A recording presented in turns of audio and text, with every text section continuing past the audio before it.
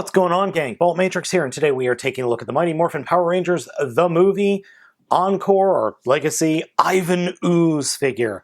I picked this up at ToysRUs.com. The figure comes in the standard Legacy, legendary triangle box that I don't really care for, but I understand why they picked this. So let's go ahead, open them up, and take a look. Ooze comes with 3 different accessories. The first 2 are supposed to be like tassels for his arms, but they look like swords or blob missiles. And then a hand with a wand. And it's been a while since I've seen the movie, but I do not remember him ever using a wand. Could be wrong on that. To attach everything, we first remove the hands, and then slide the ooze thingies over his forearms, which is not easy. And then there are little pegs where you snap the tassel bits into place on his arms, like that. That's kind of what you're supposed to end up with. So then we reattach the hand, and there we kind of go. I get what they're going for. I think I'll just use it as like an ooze sword. I like that idea just a little bit better. That's just me. Totally know that's not what it's supposed to be for, but the thought of an ooze sword is pretty cool. The head sculpt overall is a bit too cartoonish for my taste. I think it would have been better if the face was less of a sneer and more of an evil smirk. Because that's what Ooze was. He was that kind of a used car salesman type villain. Very much like Hades from Hercules. As opposed to what we have here, which was, I'm evil or constipated, I can't tell which. Ooze does not look bad, and I have to give the engineers or designers credit. They've actually done some great molding with the figure. The cape is nice, and the ooze bits look good.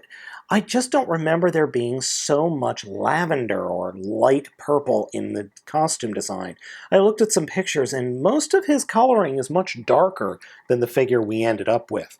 Now, I understand why Bandai might have done that. It's just because...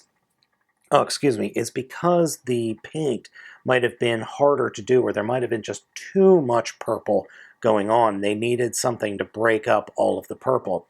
The head sculpt and the actual sculpting, as I said, is phenomenal. I just don't like the color scheme and the constipation grimace look.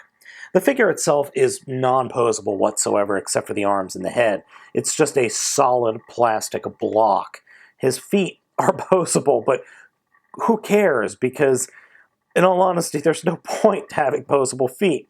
He has shoulders that are double hinged, a single hinged elbow, rotating ball jointed wrist, and just above the elbow there is some rotation articulation.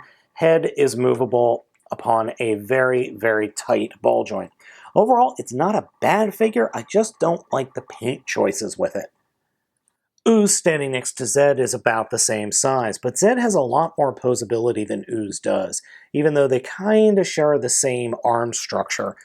Ooze just is a solid block of plastic as opposed to Zed, who looks like a humanoid character without skin and stuff.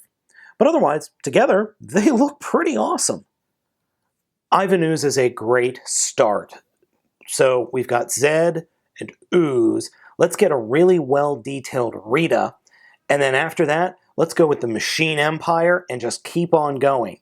Now, I understand Bandai is all MMPR, the original series, all the time. Or if we're going to do that, give me a Goldark, give me a Rito, give me a Finster, or hell, just give me a Pudgy Pig and call it done. So gang, I hope you enjoyed this video review. As always, I'm Baltmatrix. Ask you to like, comment, and subscribe, and I will catch you next time.